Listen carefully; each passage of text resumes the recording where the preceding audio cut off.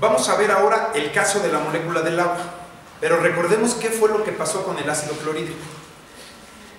Hemos estudiado que el hidrógeno y el cloro van a compartir un par de electrones, pero los dos tienen diferente electronegatividad.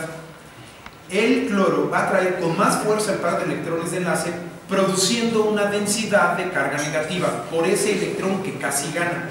Y en el caso del hidrógeno, estamos adquiriendo una densidad de carga positiva por el electrón que casi está perdiendo. Habíamos visto que nuestra molécula de manera tridimensional iba a tener esta representación. Como si fuera un globo, tenemos una parte angosta que me va a dar una densidad de carga positiva y una parte más voluminosa que es la densidad de carga negativa. Habíamos visto que esta era la representación de una molécula polar. Y es una molécula polar, además de que tiene el enlace covalente polar, porque se me forma un dipolo que independientemente de cómo yo mueva la molécula o por donde la vea, el dipolo permanece. Esto es entonces una molécula polar. ¿Qué pasa en el caso del agua? Bueno, veamos el caso del agua. Tenemos aquí nuestra representación del oxígeno. Entonces, el oxígeno está en la familia número 6A o 16. El número de electrones de valencia que va a tener van a ser 6. Tengo 2, 3, 4, 5 y 6. Y voy a hacer que este oxígeno se enlace a hidrógenos. Entonces, cada hidrógeno llegará con su electrón, llega aquí otro hidrógeno con su electrón, y vamos a ver qué es lo que pasa. Una vez que yo tengo mi molécula de agua, vamos a tener nuestro primer enlace, porque se comparten electrones, mi primer enlace covalente. Del otro lado, también voy a tener un enlace covalente. Sin embargo, algo va a suceder en esta molécula. Cuando yo tengo dos enlaces covalentes, uno de ellos es más electronegativo, uno de los átomos. ¿Quién es el átomo más electronegativo? En este caso va a ser el oxígeno. Los hidrógenos van a ser menos electronegativos. Como en el caso del ácido clorhídrico, sabemos que el par de electrones se va a acercar más hacia el oxígeno que hacia el hidrógeno. En ambos casos sucederá lo mismo.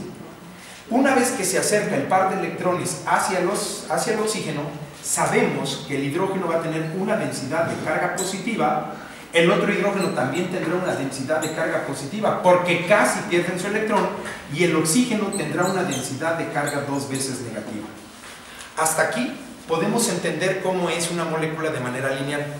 Sin embargo, sabemos que la materia ocupa un espacio. Esto es tridimensional. Y aunque aquí en el pizarrón, que es plano, estoy representando un enlace que es lineal, algo va a suceder con estos pares de electrones que no van a formar un enlace. Los electrones con carga negativa van a provocar una repulsión de pares de electrones de la capa de valencia. ¿Qué va a pasar con esa repulsión? Va a suceder lo siguiente. Voy a borrar ahorita esta parte para que podamos entender qué es lo que sucede con esa repulsión. Como estamos hablando de que es tridimensional este enlace, entonces va a suceder lo siguiente. Estos pares de electrones que estoy desplazando aquí arriba van a repeler los enlaces de la molécula del agua. Si los repelen, van a hacer que la molécula forme un ángulo.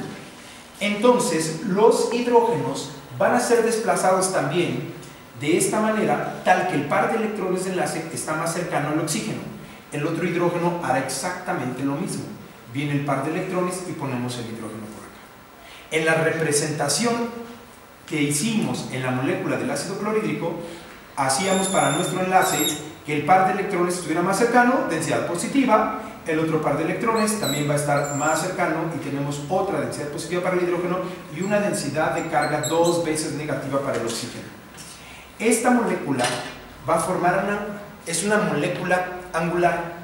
Se ha medido el ángulo y se sabe que es un ángulo de 104.5 grados. Sin embargo, los electrones que tengo en la parte superior van a hacer que esté rica esta molécula en densidad de carga negativa, y los hidrógenos en esa posición angular van a estar pobres en una densidad de carga positiva. Si yo quiero hacer esta notación en la representación de Lewis, tendríamos nosotros como resultado esta molécula, que me voy a permitir representarla de aquí en adelante. La molécula la vamos a representar para nuestros próximos videos así. De esta manera vamos a tener una molécula angular donde los vértices de este ángulo van a representar la posición de los hidrógenos, y el vértice donde se forma el ángulo vamos a tener nosotros la representación de nuestro oxígeno. Eso quiere decir entonces que inicialmente pensamos en una molécula que tenía un enlace horizontal de 180, pero recordemos que tiene pares de electrones, y entonces lo que va a hacer es que nuestra molécula forme un ángulo. Al final, nuestra molécula va a tener esta representación. Si tiene esta representación y sabemos que hay una densidad de carga negativa en la parte superior y una densidad de carga positiva en la parte inferior, bien lo has podido deducir, tenemos otra molécula polar. Tenemos nuestra densidad positiva, nuestra densidad negativa, lo que se representaría, por ejemplo, con este globo.